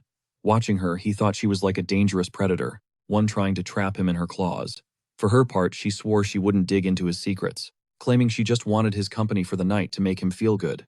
In the end, they spent the entire night together, and with the liquor flowing, she talked. A lot. She spilled the secret of the dice, how to truly listen to them, and other tricks of the trade. And in that time, surprisingly, it seemed our guy had actually caught feelings for her. Flash forward to now, and that very same woman was shaking the dice, ready to make her move. The protagonist watched her every move, his focus absolute, listening to the rattle of the dice inside the cup. When she slammed it down, he absorbed every single detail, even the subtle way she shifted her body weight, and he instantly knew the exact number. The woman, oozing confidence, told him to place his bet, and him, despite whatever he might have felt for her. In the past, he decided to completely shatter her world and bet everything on a 333. The entire room went dead silent, but no one was more shook than she was, because she knew right then that she was finished. The protagonist, cool as ever, just told her to lift the cup already. She hesitated for a split second, but she knew there was no way out. And of course it was 3 threes, just as he had called it. Everyone was frozen, unable to process what they were seeing. The manager understood in that instant that they were screwed. That single bet was worth over 50 million. The protagonist, showing zero emotion, continued to act like this was just some casual date from back in the day, simply thanking the woman for everything. Meanwhile, Jinho was absolutely livid that some punk kid had just walked into his territory and wrecked the entire place. Just then, the club's pretty face sprinted in with urgent news. He reported that the guy they were hunting was the same one who had just cleaned out their casino. The man was already looking for an excuse to end the protagonist, and now he had one. He ordered his men to grab their weapons, because they were about to put this kid 6 feet under. By this point, our hero was already cashing out his winnings, telling Denny to get ready. Right on cue, the loudmouth and his crew of thugs stormed into the room to confront him. Without a word, the goons swung a massive machete right at the protagonist, intending to slice him to ribbons. But just before the blade could connect, every single light in the building went out, and chaos erupted. Everyone started freaking out. When the emergency power kicked on, the attacker was no longer standing. They found him on the floor, completely knocked out cold. Meanwhile, the protagonist was already outside the building, with his haul telling Denny it was time to bounce. As he stepped out, he failed to notice someone watching him from a distance, and that someone turned out to be the same blonde woman from before, the one who tried to rob him. She hit him with a threat, saying that if he wanted to live, he'd drop the briefcases on the ground and walk away. As if he'd ever be scared by that. He shot back a blunt reply, calling her lady and telling her to get out of his way because he was in a hurry. The woman, pissed, ordered her goons to rough him up and take the money by force. The protagonist let out a sigh, thinking that hassling a woman wasn't on his to-do list, so he'd have to settle this the hard way. The woman clarified that it wasn't her he'd offended, but her boss. To him, it didn't matter who was mad. He just saw more obstacles in his path, and he knew exactly how to deal with them. With that, the 3 thugs rushed him. But before they could even attack, the protagonist closed the gap in an instant. The first guy didn't even have time to react before his arm was caught. Then he saw a fist coming, and with one solid punch to the face, the dude went flying. Seeing their buddy on the ground, the other 2 froze up, but the protagonist wasn't done asking them if they really planned on running. That's exactly what they wanted to do. But they couldn't just let him walk off with all that cash, so they charged him together. The protagonist leaped into the air and brought his foot down hard on the necks of both men, knocking them out instantly.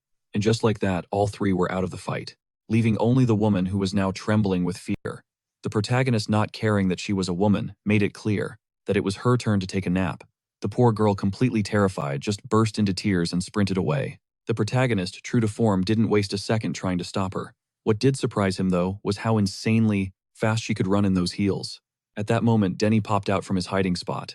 Apparently, he'd found the backup generator and ripped out the power cables for the entire street, asking if he'd done a good job. For the protagonist, bringing this guy along was already feeling like a mistake because Denny was way too hyped about all this. But it finally clicked. He was straight up toxic for Denji, who was now spitballing some seriously wild ideas. Ideas like dropping out of school to live the thug life. Our protagonist knew he had to bounce and do it quietly. He had to disappear before he completely poisoned Denji's mind. Meanwhile, the blonde girl sprints toward the headquarters, ready to report the whole fiasco. But as she bursts in, she finds the entire crew huddled around something. Ignoring the weird vibe, she spills everything that went down outside. She's demanding backup to hunt the kid down, but instead of a reply, she just sees the boss's hand slowly rising for no apparent reason. And before she can even process it, bam!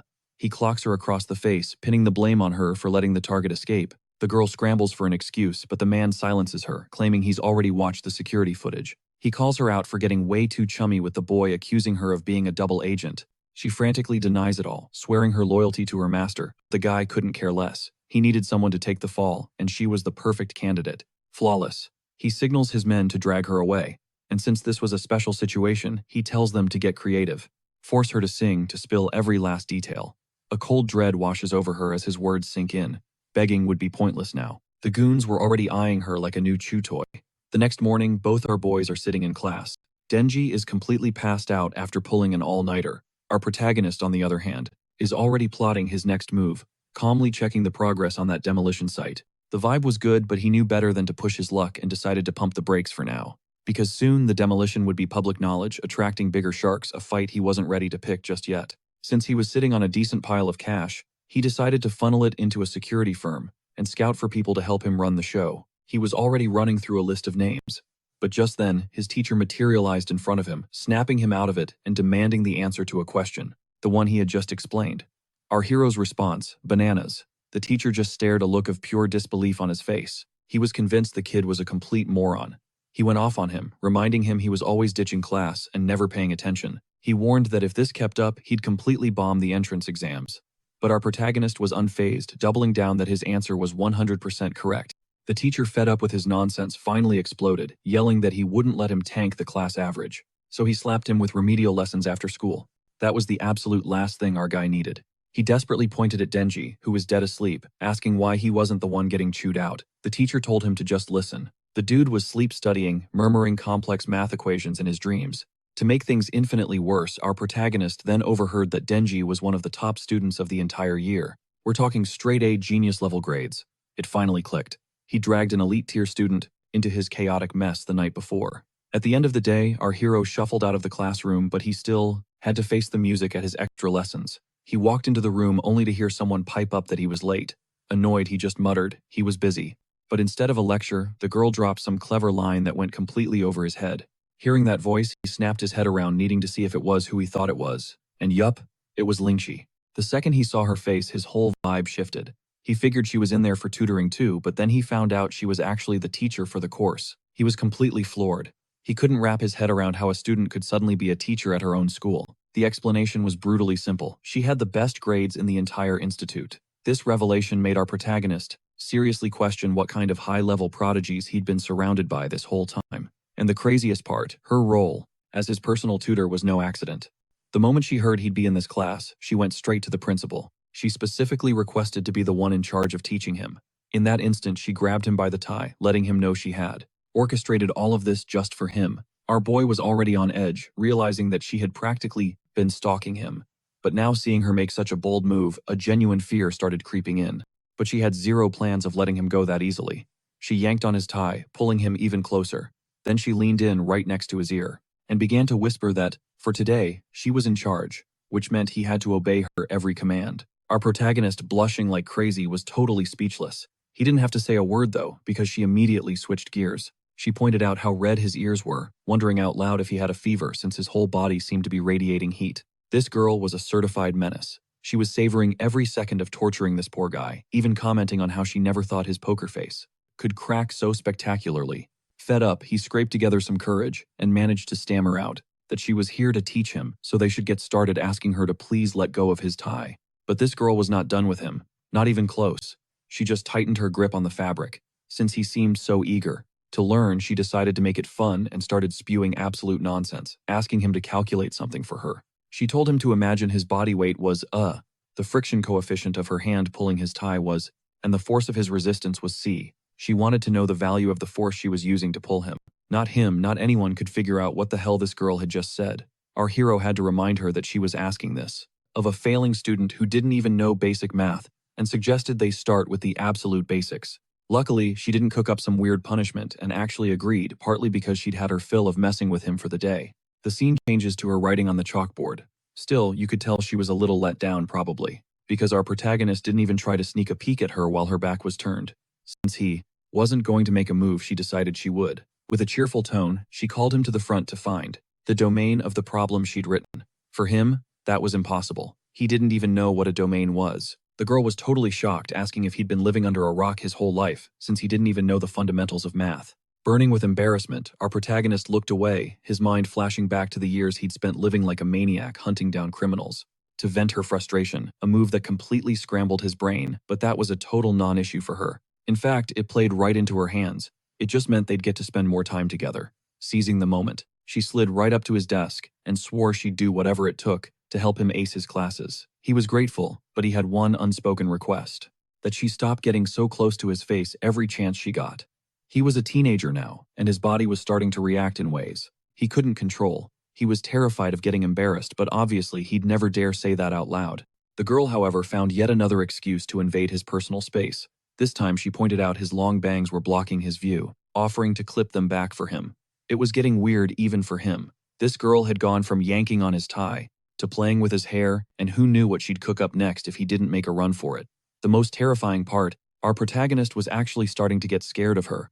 It was absurd considering he was a trained assassin who'd stared down blades and walked through fire, but this girl's whole vibe was seriously setting him on edge. Finally, the nightmare ended. The protagonist started packing his stuff, trying to bolt, before she could find another excuse for her weird antics. But suddenly, she playfully bumped her shoulder against his, reminding him that he'd better study what she taught him today, or she'd be forced to give him more special lessons. And she definitely wasn't talking about innocent tutoring sessions.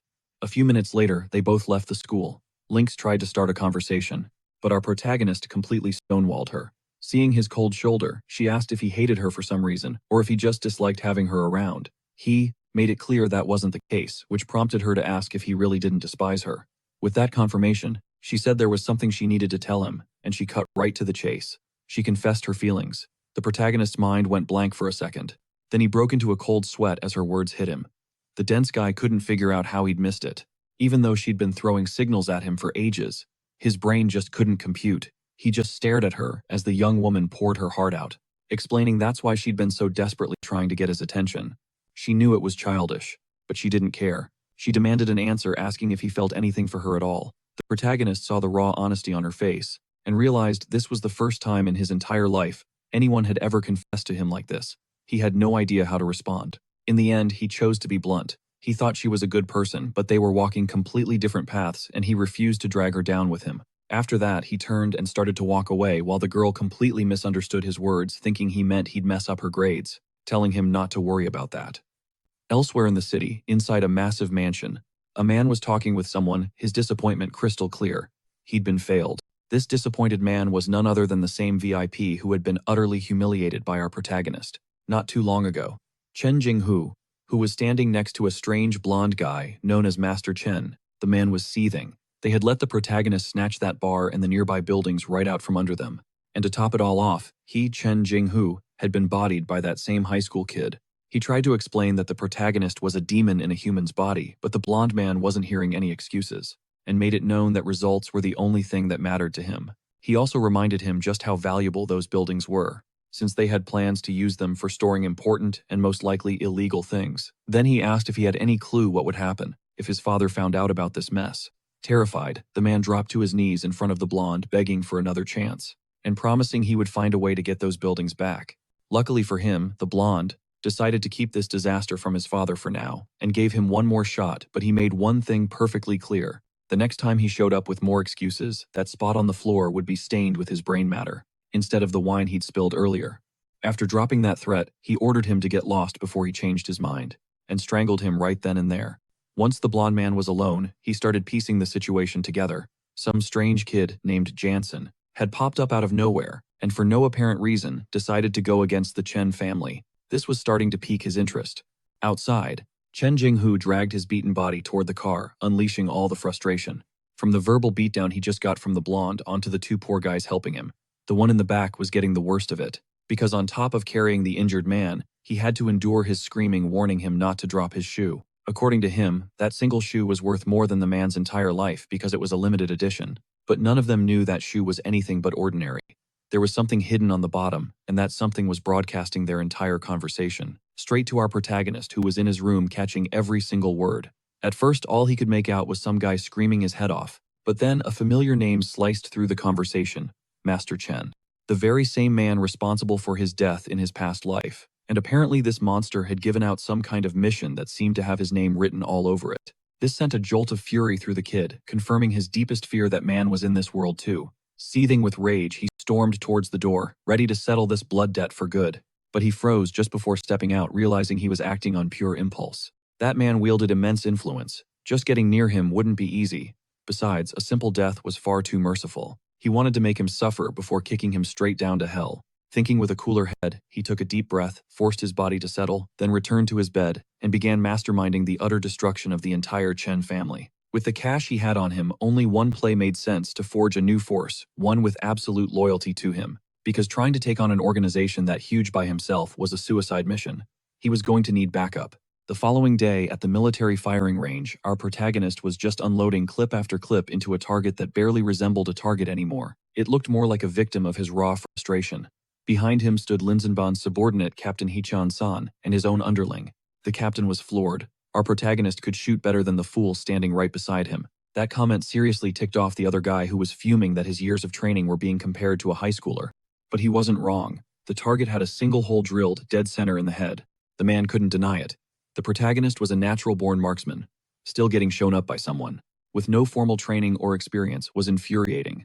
And as they kept praising the kid, the other guy finally yelled for them to stop with the compliments, claiming that hitting a stationary target with a tuned weapon was no big deal. For some reason, that little jab actually got under our protagonist's skin, so to prove he was legit, he told Hichan-san that maybe it was time to level up the difficulty. And since the loudmouth behind him wouldn't shut up, he decided to humiliate him directly, suggesting he toss a bullet casing into the air so he could try to shoot it down, a direct challenge to his pride. The man had no choice but to accept.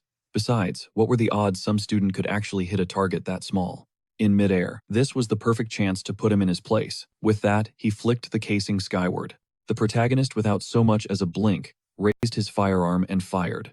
To the absolute shock of both men, he actually hit the tiny piece of brass in flight. The guy didn't even have the guts to look them in the eye, just muttering that it had to be luck. An incredible fluke. That started to get on our protagonist's nerves. He told him to do it again, and this time he'd shoot with his eyes closed. But Hichan-san intervened, saying he didn't need to shoot blindfolded because he was already convinced the kid was the real deal, with a firearm, so he should just ignore the hater. But the most important question came next. Where did he learn to shoot like that? Our protagonist knew. He'd overplayed his hand and was totally screwed, so he quickly fabricated an excuse claiming he used to shoot balloons at amusement parks. And shockingly, the man bought it. With that crisis averted, the protagonist cut to the chase, telling the captain that he needed his help. After hearing him out, the man agreed to support him so long as it didn't violate his principles. The protagonist explained his plan to build a security company, and he needed help recruiting veterans. His goal was to give them a place where they could apply their skills, earn good money, and maintain their dignity. After all, they had spilled their blood and sweat to protect everyone. He wasn't going to let life drag them down after their service. His second reason was that with this new private force, they could help keep the local peace and clean out some of the corrupt scum hiding within the city. After hearing his speech, the captain smiled. Despite the protagonist's young age, his ideals were surprisingly solid. That's why he decided to help him in any way he could, asking what he needed him to do. The protagonist said he just needed a reliable pipeline of people and a strong recommendation to get the necessary permits. That was no sweat for the captain. As a bonus, he gave him the addresses of several veterans he considered exceptionally capable of demolishing criminals, guys who were just like he used to be, completely unhinged. The man was totally pumped for all of it.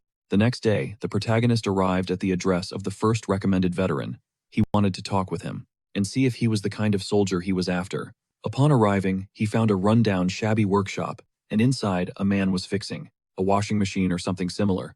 When he tried to talk to him, the man told him to get lost, saying he wasn't taking on any jobs that day. Our guy immediately clarified he wasn't there to fix anything. He'd been sent by Officer Hichan-san. That name instantly grabbed the veteran's attention, and man, the guy's biceps were absolutely massive. Seeing the reaction, our protagonist flashed the paper Hichan-san had given him, explaining he just needed a few minutes to talk. But for some reason the man shot him down, making it clear he had no time to chat with some high school kid while he was busy. He told him to come back if he had something to get fixed.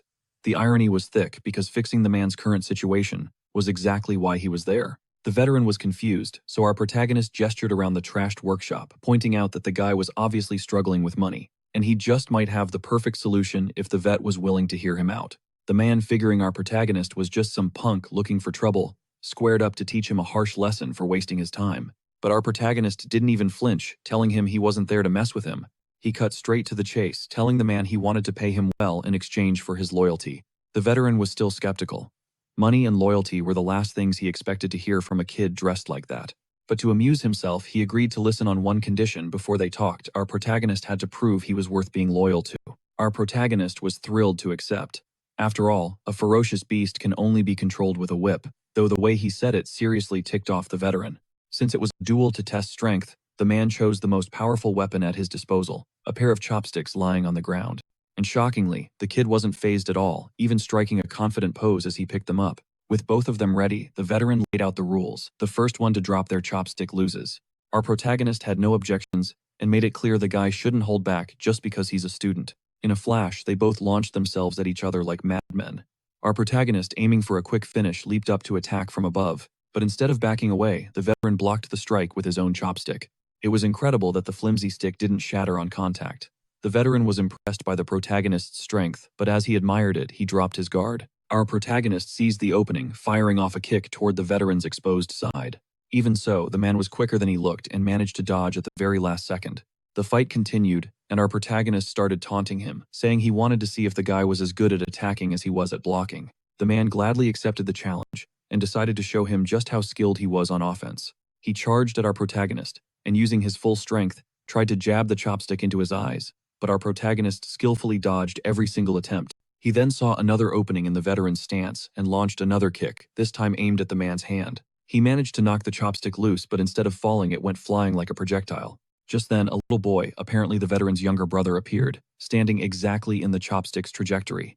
The veteran froze in terror, but just before the projectile could hit the child, our protagonist appeared in a blur and snatched the chopstick out of the air. After that, the kid, instead of thanking him, ran excitedly to his older brother asking if he saw how fast he moved. And that was a problem for the veteran because not only had he lost the duel, but now he owed the kid a major debt, which meant he had no choice but to become our hero's right-hand man from that moment forward. And the look on our protagonist's face made it clear. He was savoring the fact that he'd just put this muscle-bound brute in his place. But as he walked into the house, he scanned the interior and noticed the place was littered with medicine. He heard the man clarify that the meds weren't for him but for his younger brother. He also tried to claim that the duel ended in a draw because he got distracted when his brother showed up out of nowhere. After getting that off his chest, the man conceded that he understood how this all worked. He was indebted to the protagonist, and his life now belonged to him. So he asked what he was expected to do. Our hero assured him he wasn't planning on ordering any hits or arsons. That was a complete lie, of course, because he was almost certain to get tangled up in that exact kind of trouble with all the people he'd been ticking off. But that didn't matter. According to him, the only thing he wanted was help forming a company. The protagonist explained that he was building a crew of strong and loyal people, individuals capable of staring death down without flinching and pushing forward. The muscle-bound man would be his sword, the one to lead and train this team. The protagonist glanced at a photo of Bai Pink's group, the muscular man's old squad taken when he was discharged from the service, and he pointed out that in the picture, he looked full of hope and energy, a stark contrast to the exhausted, hollow version of himself standing there now. And so the man started to unpack his gut-wrenching story. After finishing his tour in the military, he returned, determined to carve out a decent life for himself. But after chasing down deadbeats on construction sites time and time again, every ounce of his hope was pulverized. It was all thanks to the suits at the top, the ones who couldn't care less if people like him lived or died. But whatever. He told the protagonist to just forget all that, it was all in the past now, and invited him to sit, calling him boss. Our hero, however, asked him to just use his name and then prepared to unveil his entire master plan. He launched into the big speech he had just cooked up, inspired by the man's own history. He explained that the very people he had put his life on the line for turned out to be absolute trash who stomped all over his dignity. He then asked if he was really going to let them get away with everything they did to him and his family. Bai Peng was completely lost, not quite getting what our protagonist was driving at, so he asked for a breakdown. Our hero pointed out that Bai Peng wasn't the only one. Countless veterans just like him were suffering at the hands of the exact same people, and his goal was to help as many of them as he possibly could. The plan was simple on the surface: round up their veteran brothers and take on legitimate security and escort jobs to guarantee everyone a stable life. But that was just the public face of the operation. In reality, they would use that facade to forge a force powerful enough to finally confront the bastards who were abusing their power and hurting citizens and guys like them. The man actually let out a small chuckle after hearing the whole pitch. He could see that the protagonist had thought of everything and vowed to follow him to the very end. He just had to name the place, and he'd be there, no questions asked. Later, our hero is seen walking back home. It was then that he sensed a presence nearby. He whipped around to see who it was, and sure enough, someone was tailing him from a short distance away. Once spotted, the person tried to duck back into hiding, but it was too late. The protagonist wondered if maybe it was a goon sent by Chen Jinghu. But as he called out to the shadow, he saw it was Lingxi, peeking her head out from around a corner. Shocked, he wondered what on earth she was doing in a place like this at this hour, and if she'd been following him. And yes, the girl had been watching him for a while, but she had her own justification ready. She argued that she was his tutor now, which meant he was her responsibility, especially if he was skipping his classes. That's why she had followed him ever since school let out to see what he was up to. And more importantly, she couldn't just let someone she considered special wander around the city without telling her. She never said the words, future husband, but you know that's what she was thinking. Our hero tried to get the girl to stop worrying about him, reminding her of what he'd told her before. The business he was handling was not safe, and he didn't want to drag her into any of his problems. But as he was yelling at her, he failed to notice a car barreling straight towards him at full speed. By the time they both realized, it was too late to get out of the way. To make matters 1,000 times worse, he saw the girl dash towards the car's path, instead of away from it. Seeing her do this, the protagonist froze, completely unable to move a single muscle, just as the car was about to flatten them both. The girl shoved the protagonist out of the way as they both tumbled to the pavement. He scrambled up to check on her, and thankfully she only had a few scrapes. Other than that, she seemed okay and insisted that she was in no danger, as long as she was near him. In that instant, several thugs leaped out of the car, wielding machetes, completely shattering the emotional moment. Seeing the situation escalate, our protagonist stepped in front of the girl to shield her as he faced down these idiots.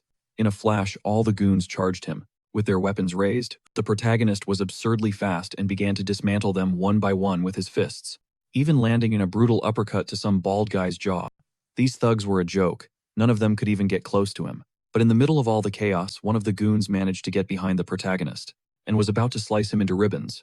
However, something shot out from an unknown location and smacked the blade directly, sending it flying from his hands.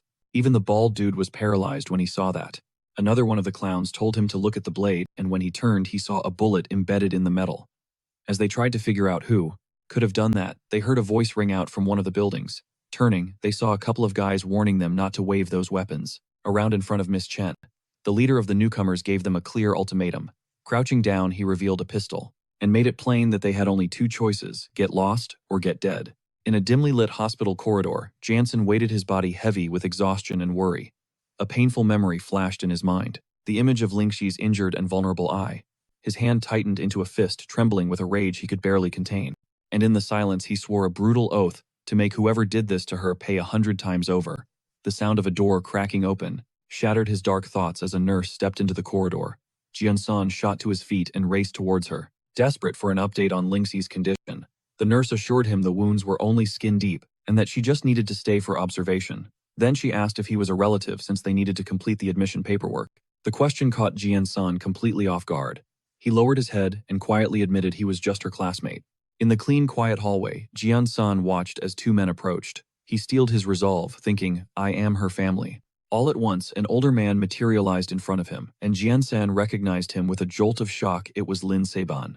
Our protagonist immediately started to apologize, but Lin Seiban just raised a hand to silence him, and Jiansan stood there frozen.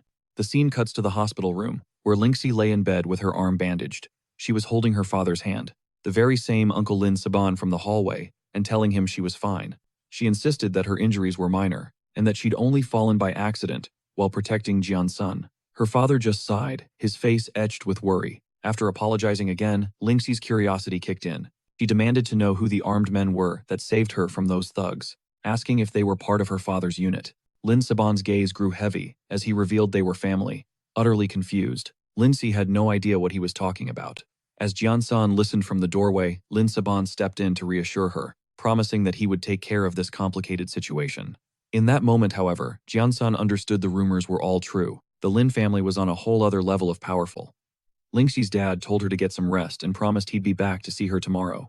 Once they were outside the room, Jiansan bowed his head and apologized to Uncle Lin for failing to protect his daughter. Before he could even finish, Lin Saban cut him off, snapping that apologies were worthless.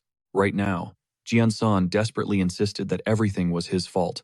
Lin Saban clamped a hand on his shoulder, a grim smile twisting his lips. He told him that if he was truly sorry, he needed to go out and break the legs of the scumbags who dared to harm his daughter. A cold fire ignited in Jiansan's eyes as he met the man's gaze. He accepted the mission, vowing they wouldn't escape as he turned to leave. Lin Saban warned him to make good on his promise. Jiansan simply told him to trust him. Lin Saban shot back that he could trust him 1,000 times. But he only had one daughter, and she couldn't survive being put in endless danger. He then told him to get back home, before his own parents got worried. Left alone in the hallway, the crushing weight of those words slammed down on Jiansan. Elsewhere, a subordinate was reporting to young Master Chen that the warning had been delivered, just as he'd commanded. With a hint of hesitation, he added that the young lady of the Lin family had sustained minor injuries during the clash. Over an intercom, Chen Jinghu just laughed it off, saying she got lucky, and that the incident was a perfect way to test her old man's reaction. Meanwhile, Jiansan, lying in his own bed, was secretly listening to the entire exchange through a hidden earpiece. Chen Jinghu sneered at the thought of Jiansan seeing him as a lucky grasshopper whose time was about to run out. From his room, Jiansan smirked at the Chen family's unbelievable arrogance, totally oblivious that he was being watched. Chen Jinghu then revealed his master plan. The whole demolition project was just a smokescreen to create a massive network and seize control of every business in the entire city. The district's old crumbling buildings were the key to moving his illegal goods. As he heard this, Jiansan shot bolt upright in bed, his face like stone. He finally understood this was way bigger and darker than a simple turf war. Clenching his fist, he made a new vow. He had just found the place where Chen Jinghu would die. Chen Jinghu gave his final command: keep Jiansan under surveillance and wait for the goods to arrive. Then they would eliminate everyone in one single move. Jiansan's eyes narrowed with deadly focus. He knew the clock was ticking and he had to gather enough power to crush Chen Jinghu before that twisted scheme ever came to life. The very next day, Bai Peng reported to his new boss, Jian-san, that the first wave of recruits was here. He presented the battle-hardened men. To their new and shockingly young leader, Jian-san thanked Bai Peng, then welcomed the men to Long Yun security, calling them his new brothers in arms. But before he could say another word, a huge, brawny guy interrupted him, looking him up and down with total disbelief. He bluntly challenged Jian-san's age, asking if they'd been hired for some chump-change bodyguard job. The other recruits instantly started murmuring their agreement, the air thick with doubt. Bai Peng tried to get them to settle down as the grumbling grew louder. Completely unfazed, Jiangshan pulled everyone's focus toward a massive training ground, laying out the deal that, before taking on any post, they first had to conquer the course laid out before them.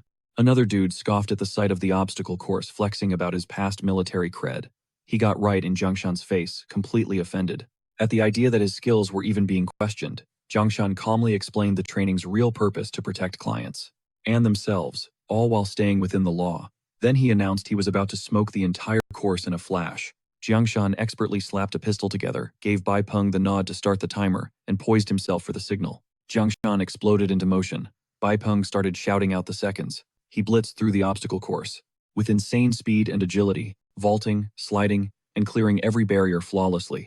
Bai Peng kept his eyes glued to the stopwatch, as the rest of the crew just watched in total disbelief.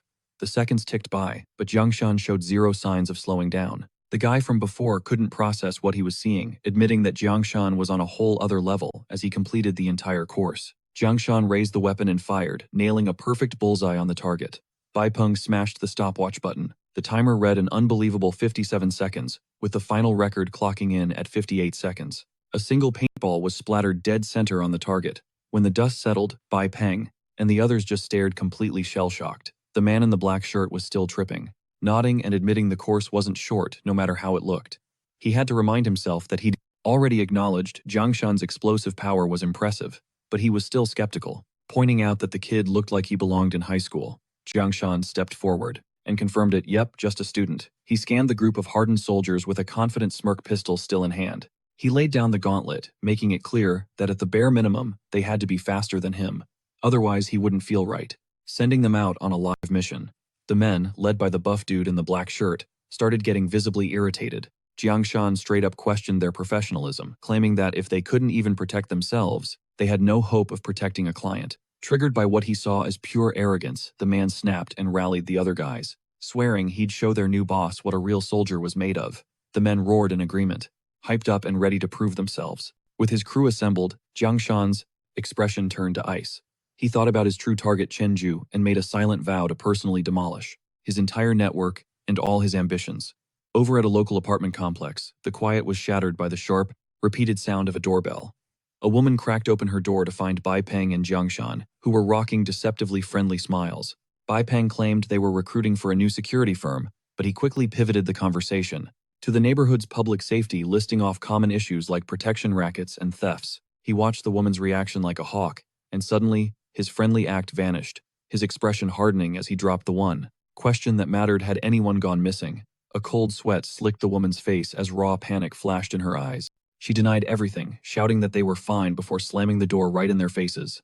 Bai Peng and Jiangshan were left in the hallway, staring at the shut door in a heavy, awkward silence. The rest of the investigation completely stalled out as neighbors would either dodge their gaze or sharply change the subject anytime they tried to ask questions. Even a casual game of chess got super tense the second Bai Peng mentioned the word disappeared, making the air feel thick and oppressive. Taking a break on a stairwell, Bai Peng pointed out the obvious fear hanging over the residents while casually munching on some flatbread.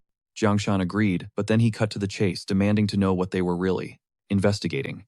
For a second, Bai Peng's laid-back vibe completely vanished when Jiangshan revealed he was looking into the Chen family. Bai Peng froze, solid, pure terror washing over him as he realized his boss intended to go head-to-head with the most ruthless local tyrants in all of Jiangshan City. Jiangshan explained that his intel came straight from the bureau chief, completely brushing off the weight of his high-level connections. He added that despite the mounting pressure on the chief, nearly a dozen missing persons cases in the old city had all hit a dead end, and he suspected the Chen family's dirty dealings were the root cause. Bai Peng started sweating bullets, warning him that going after the Chen family was like sticking his hand in a viper's nest. Before the warning could even sink in, a shout ripped through the air from down below. The Hornets had arrived, a crew of local thugs, They stormed down the street, furious that two strangers had been creeping around their turf asking about missing people. Bai Peng knew instantly. Their cover was blown. But instead of panicking, Jian-san just calmly asked if his partner was done with lunch yet. Hearing that Bai Peng was full, Jian-san hinted that it was time for a little exercise. The crew's leader stepped up, threatening them both for daring to waltz through his zone. Showing zero respect, Bai Peng tensed up, rage about to boil over, but Jian-san placed a restraining hand on his shoulder. Stepping forward with a condescending smirk, Jian-san clowned on the thugs, calling them nothing but pathetic maggots, squirming for attention. The insult hit a nerve, and the leader screamed for his boys, the self-proclaimed 4 dragons of Old Street, to get them. A massive goon charged forward, head down, screaming the name of his supposed ultimate technique, human bowling. Bai Peng stopped the giant dead in his tracks with a single palm to the face. Effortlessly, completely unfazed, he looked down on him, genuinely baffled that such a pathetic move even had a name. Then he slammed the huge guy into the pavement with a brutal crack, mocking the failed attack as a trash-tier gutter ball. The crew's morale shattered at the raw display of power, but a man called Brother Scar stepped forward and ordered his men to handle the muscle, while he claimed Jian-san for himself. One of the lackeys questioned why the boss was picking the scrawny-looking student, earning a harsh smackdown for his backtalk. Jian-san grinned, amused that they were still mistaking his chill vibe for weakness. With a fearless smile, he baited the veteran to take his best shot.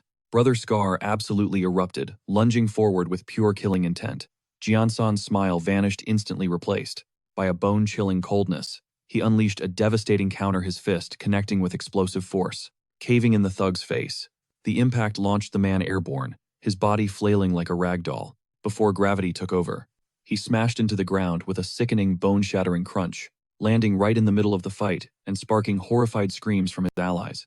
Jian-san turned his gaze to the last 2 thugs, his quiet calm freezing them in place. Standing next to Bai Peng, he warned them with an icy tone not to get cocky about their own strength when facing them. He ordered them to grab their unconscious friends and get the hell out of his sight.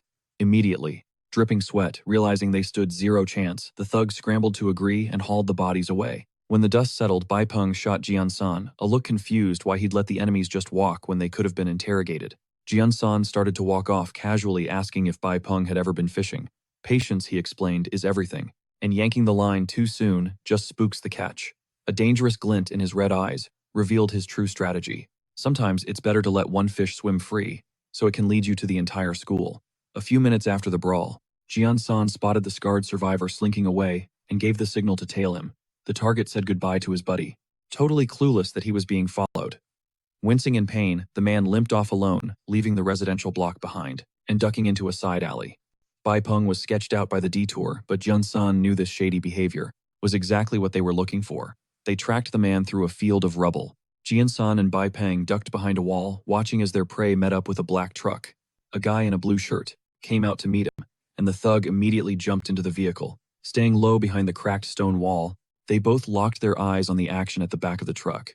And then, a grim reality slammed into them. Peering into the darkness, they saw a large sack on the ground, twitching violently as the person inside fought to get out. Muffled screams for help leaked from the bag, but the blue-shirted man just stood over his captive in dead silence. The muffled cries cut through the dark air as 2 men struggled to move, a heavy object that wouldn't stop thrashing. Jian-san and Bai Peng were crouched low behind a wall, their eyes glued to the suspicious sack, writhing on the ground. It clicked instantly, someone was tied up in there. Bai Peng's jaw went slack, absolutely livid at the blatant kidnapping happening right in front of them. The goons hoisted the victim over their shoulders and started to move out. Not knowing the play, Bai Peng looked at Jian-san, nervously suggesting they call the cops instead of diving in head first. And in that moment, they both stepped out of the shadows. Screaming they were the police to paralyze the kidnappers, the unexpected shout triggered instant panic in the 2 criminals who were convinced the authorities had tracked them to this deserted wasteland. As they scrambled to escape with the hostage, the spiky-haired thug froze, realizing the voices sounded way too familiar. He spun around and immediately recognized Jiang-san and Bai Peng, realizing they weren't cops at all. They were the same dudes who had wrecked his crew before. He relaxed, thinking they were just a couple of security guards. The criminals whipped out their knives, confident they could carve up 2 meddling civilians. Jiang-san answered their arrogance with immediate crushing violence. The thugs understood far too late that titles are meaningless when Jiang-san and Bai Peng descended upon them with brutal force. The man in the light-colored shirt yelled to his partner that these were the guys, the very same monsters who had completely annihilated the so-called 4 dragons of Old Street earlier that day. Even knowing he was totally outmatched, desperation drove him to lunge with the knife anyway. Jiang-san snatched the blade out of the air, with zero effort and locked onto the attacker's wrist with an iron grip.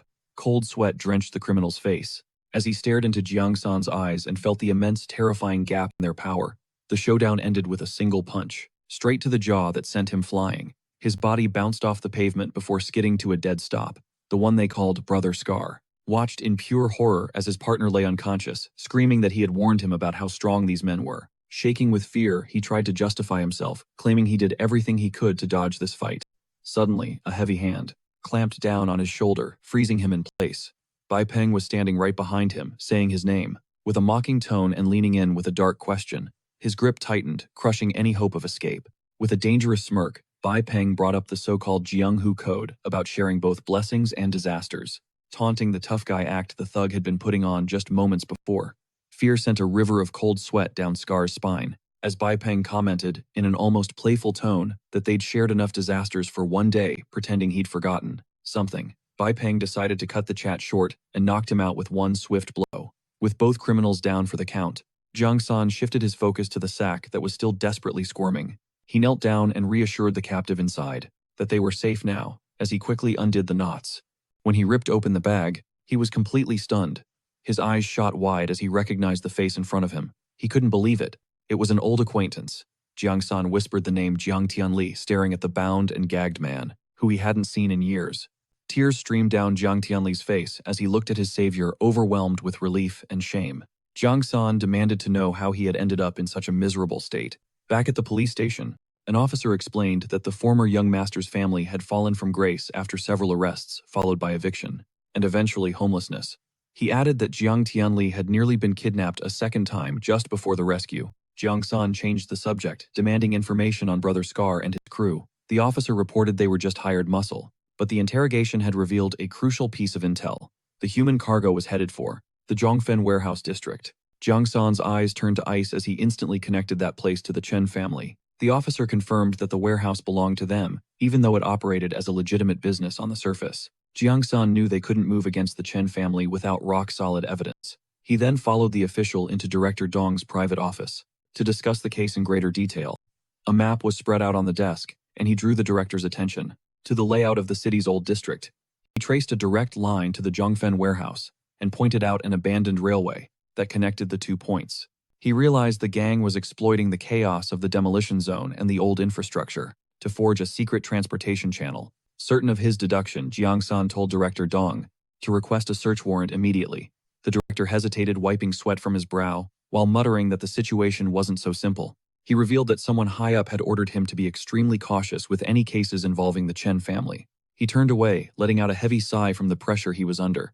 Jiang San watched him with a cold stare, wondering if some big shot was actually protecting this family, or if the crafty old fox was just playing weak. The director nervously brought up the demolition in the old district, hinting that complicated interests were involved. Jiang San understood instantly, and leaned in with a calculating smile, insinuating how much money Dong must have already received for that project. Dong sweated even more and tried to defend his reputation to dodge the accusation. Jiang San walked right past the flustered official. He urged him to look at the bigger picture, pointing out that with the Chen family wiped off the map, the payday from future demolitions would be legendary. He slammed his hand on the map, laying down his terms.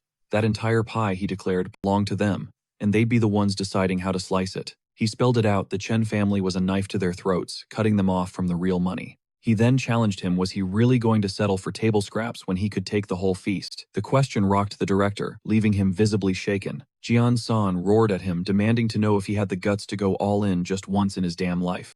Don gritted his teeth, a dangerous glint of ambition igniting in his eyes as he wrestled with the monumental decision. He finally snapped, shouting to hell with it all, and casting his hesitation aside. He tried to claim he was doing it for some supposed benefactor, but he immediately pivoted, proclaiming this was for justice and the missing residents.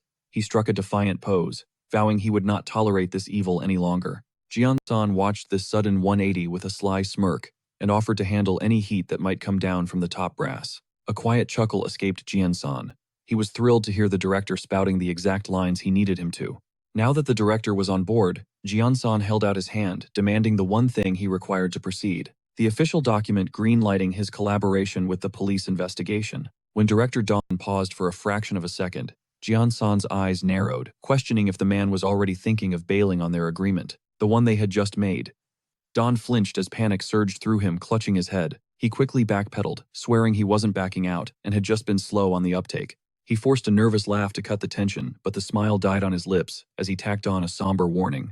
With a grim expression, Director Don slammed the official seal onto the authorization form. Once the paperwork was done, he passed the document to Jian-san, warning him that the Chen family were dangerous people, the kind of people you really don't want to mess with. Jian-san calmly accepted the order, brushing off the cautionary words. A hard glint in his eyes made it crystal clear he wasn't exactly a pushover himself. The scene cuts to John Feng's heavily fortified warehouse, where security cameras blanketed every angle, leaving zero blind spots. Guards kept constant watch behind towering walls, crowned with electrified barbed wire. Hidden in the tall grass, Jian-san was scoping out the perimeter through a pair of binoculars. As Bai Peng analyzed the fortifications, they both realized that a direct assault was impossible without alerting the entire compound. Jian-san scanned the map and found there in a weak spot, where overgrown tree branches were interfering with the electric fence. He ordered the team to breach from that point and kill the power to the surveillance grid. Then he gave Bai Peng the signal and led him down a separate route right into the facility's drainage system. He gestured toward a set of rusted iron bars blocking the tunnel, indicating that this would be their point of entry. With the plan locked in, he gave the order to move out. Jian-san and Bai Peng melted into the night, racing toward the warehouse grounds. They landed without a sound, having successfully infiltrated the Chen family's fortress. They made it to the drainage entrance where a thick, chained grate blocked their path. Bai Peng snapped the lock with a pair of bolt cutters. The metal gate groaned open. Jian-san slipped into the damp blackness of the tunnel first. Bai Peng followed close behind as Jian-san lit their path with a flashlight. Suddenly, his instincts flared. He signaled that he sensed movement directly above them, a tension that Bai Peng missed. An incredibly loud yawn echoed down from the surface. A man stretched his arms wide, complaining to his partner about how exhausted he was. One man whispered to the other to keep it down, worried about being caught on camera. The veteran guard just waved him off. He confidently explained that they were in a perfect surveillance blind spot, hunkered down behind some cover. Bai Peng muttered that the place felt like a ghost town, wondering who they were even hiding from. At that exact moment, the two guards were casually walking along, talking about sneaking out to an internet cafe. Before they could finish the thought, Jian-san moved like a blur, striking the nearest man in the neck with a single precise chop. The guard crumpled unconscious before he hit the ground. A moment later, Jian-san and Bai Peng emerged, now disguised in the stolen uniforms. They blended in seamlessly. Jian-san adjusted his disguise and shot his partner a look, reminding him to stay sharp. Bai Peng gave a firm nod, his relaxed demeanor vanishing as he snapped into professional mode. As they moved deeper inside, Jian-san peered through an observation window, and his pupils contracted in shock. What he witnessed obliterated any notion that this was an ordinary business. The walls were lined with rows of rusted cages, each one. Gaunt prisoners stared into nothingness while in a room nearby, men in white coats performed twisted experiments on a restrained victim, prying their eyes wide open. They laughed with a chilling clinical detachment, examining the person like they were nothing more than a lab rat. Johnson instantly knew this place was far more than just some warehouse. Long corridors, bathed in a cold blue light, were patrolled by doctors who walked around with a terrifyingly casual air. Jian-san and Bai Peng froze in the hallway, struggling to process the sheer scale of the atrocity. Bai Peng trembled with rage, sweat plastering his forehead as the gravity of the Chen family's crimes crashed down on him. He gritted his teeth, wondering if they had just stumbled into a concentration camp or a massive human trafficking ring. Jian-san's expression hardened as he connected the dots. He realized this operation was way beyond simple kidnappings for ransom money. In a low, heavy voice, he explained this wasn't just trafficking, it was about biological compatibility. The technical term left Bai Peng confused and terrified. Sweat trickled down his scarred cheek as he demanded a straight answer. Jian-san delivered the chilling verdict: it was compatibility for organ transplants. The nightmare unfolded right before them as a masked surgeon and his assistant prepped a terrified captive, drawing blood to assess their biological value, as if they were just a spare part. Jian-san confirmed it: the Chen family's real empire was built on harvesting human organs. He glanced toward the rusted cells, where men and women gripped the bars in silence. They weren't just prisoners, they were livestock waiting to be butchered. A righteous fury surged through Bai Peng. Unable to stomach the horror any longer, he braced himself to storm the room. Jian-san grabbed his arm, urging caution. He pulled out his phone, putting the mission before his own rage. Through the crack in the door, he recorded every second of the procedure, capturing the undeniable proof they needed to legally obliterate the Chen family. With the recording saved, it was go time. Jian-san gave the signal, and they both unleashed their pent-up force. They shattered the door with a single kick, exploding into the room. The thunderous crash plunged the lab into chaos. The white-coated researchers screamed, panicking, as they realized their secret operation had been blown wide open. The lead scientist started barking orders, prioritizing his research over his own safety. He commanded his subordinates to secure the data, while he tried to handle the intruders. Jian-san reacted instantly, yelling at Bai Peng to round up every last person in a lab coat before they could shred the evidence. Bai Peng didn't hesitate, diving straight into the fray. A scientist tried to bolt with a handful of documents, but Bai Peng intercepted him before he could get 2 steps. In that split second, a guard burst from a blind spot, swinging a steel pipe to force him back. Bai Peng didn't even flinch, fixing the guard with an ice-cold glare. Jian-san launched a high kick that sent another guard flying through the air, following up with a crushing downward strike that slammed him into the floor. More guards swarmed in to surround them, but Bai Peng just clicked his tongue in annoyance. Suddenly his eyes widened at what he saw, and he screamed Jian-san's name. But the lead researcher was ignoring them, frantically feeding documents into a shredder to wipe the data clean. Jian-san knew they had to secure that evidence before it all vanished. The guards swarmed like cockroaches, blocking their path with sheer numbers to buy time as the papers were destroyed. Jian-san ordered Bai Peng to hold off the men while he recovered the data, but then desperate screams echoed from the cells, stopping him dead in his tracks. The prisoners were clinging to the bars, begging for help, absolutely terrified of dying in this dark hole. Looking at their faces, Jian-san made a critical decision. He yelled at Bai Peng to forget the data and focus everything on rescuing the hostages. Bai Peng obeyed instantly, smashing a heavy fist into a guard's face. Jian-san unleashed his full power, determined to get every single person out of there alive. Later at the station, after the dust had settled and all the hostages were safe, Johnson officially handed the cleanup operation over to Director Don. The director puffed out his chest, accepting the responsibility, as if it were his sacred duty. But Johnson still had one last ace up his sleeve. He slid a black hard drive across the desk, instantly grabbing Don's full attention. He revealed that the device contained direct evidence recovered from the warehouse district. It was all their footage of the imprisonment, the illegal medical procedures, and even video of the Chen family destroying documents during the raid. Director Don stared silently at the device, understanding he was holding the weapon that could bring down the entire Chen family. He felt the crushing weight of the moment, realizing the sheer scale of the war they had just started. He turned to warn Jian-san that he'd basically punched a hole in the heavens, and the Chen family wasn't about to let that kind of disrespect go unpunished. Ian San, however, was cool as a cucumber, cracking a confident smile and hinting that maybe the director was getting scared again. Don bristled at the jab, insisting he was being cautious, not cowardly. He slammed his hand on the desk, declaring that the arrow was already notched. It had to be fired. There was no turning back now. He let out a long sigh, his eyes scanning the cityscape outside the window. His expression was stone cold, knowing that this next move was his one and only chance to cripple the Chen family. The next morning, a thick blanket of fear still smothered the old district. Residents whispered nervously amongst themselves. They were even scared to go out after dark. Bai Peng strolled past a newsstand and grabbed the morning paper. He felt the suffocating atmosphere and casually asked the elderly woman selling papers if something big had gone down. The old woman burst into tears of joy, explaining that something truly wonderful had occurred. Her son, who had vanished for a month, had walked through their door just yesterday. Bai Peng feigned shock, offering a warm smile and his congratulations as the old woman added that tons of other missing people had also reappeared. Playing the part of a curious bystander, Bai Peng asked how they had all gone missing in the first place. Wiping away her tears, the old woman just pointed to the massive headline on the front page. Bai Peng began to read the paper. The grandmother's emotional words echoed in his head. The headline. It exposed the existence of a horrifying human warehouse and a black market organ trade operating in plain sight in the Jianfeng district. Elsewhere, a swarm of reporters engulfed Director Don, shoving a forest of microphones. A chaotic swarm of microphones surged toward his face, the press desperate for answers. Don cleared his throat and commanded order completely, basking in the sudden media storm. He puffed out his chest, his whole demeanor shifting to dead serious, and announced the creation of a special task force that he would personally lead, would lead to bring justice to the victims. With a resolute look, he vowed a ruthless investigation into every company involved.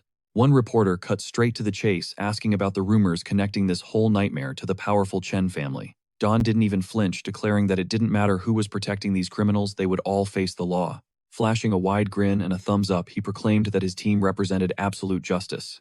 The scene then cuts to a quiet residence, bathed in the warm glow of the setting sun. From inside, a calm voice answered a phone call. Young Master Chen was standing over the battered body of Brother Scar. He spoke with sickening politeness, reassuring some Uncle Liu that the family would handle the mess. When he hung up, the respectful facade vaporized, replaced by a sneer of pure annoyance. His golden eyes narrowed, glowing with a dangerous light. He was processing the news, the warehouse raided, the entertainment city shut down. He stalked toward his fallen underling and mocked him, calling him a completely useless watchdog. Despite the colossal failure, he demanded to know if Scar understood the insane amount of money they had just lost. Without warning, he stomped down hard on Scar's head, grinding his boot into the man's face. The broken man coughed up blood, barely able to whisper the young master's name. From the floor, Chen's rage intensified as the humiliating truth dawned on him. The cops hadn't just gotten lucky. Someone had planted a bug on his own subordinate. A crazed, maniacal laugh erupted from him at the irony that his own dog had led the wolves right to the family's doorstep. Scar, broken and bleeding on the floor, pleaded for mercy. He begged for just one more chance to prove his worth. But suddenly, the manic glee vanished from Chen's face. He sighed, his expression shifting to an unreadable, ice-cold calm. With a wave of his hand, he decided to let it go. He remarked that even a master can get attached to a useless mutt after raising it for so long. Then, turning his back on the groveling subordinate, he stated that his mood was completely ruined. He ordered the man to accompany him for a walk by the river. Relief washed over the veteran goon. Scar scrambled to his feet, thanking him for the order. Completely oblivious to the darkness lurking behind this sudden act of mercy, young Master Chen then gave an order to his men. Clean everything up, make it fast, and make it thorough. His subordinates moved instantly, beginning to erase every trace of the violence. Before leaving, Chen glanced over his shoulder with chilling indifference and gave one final instruction: change the carpet. It's dirty. The men looked down at Scar's body, realizing his loyalty had just been repaid with a death sentence. That supposed walk by the river had a much darker destination. Scar's body was dumped into the stormy waters, ensuring his silence would be eternal.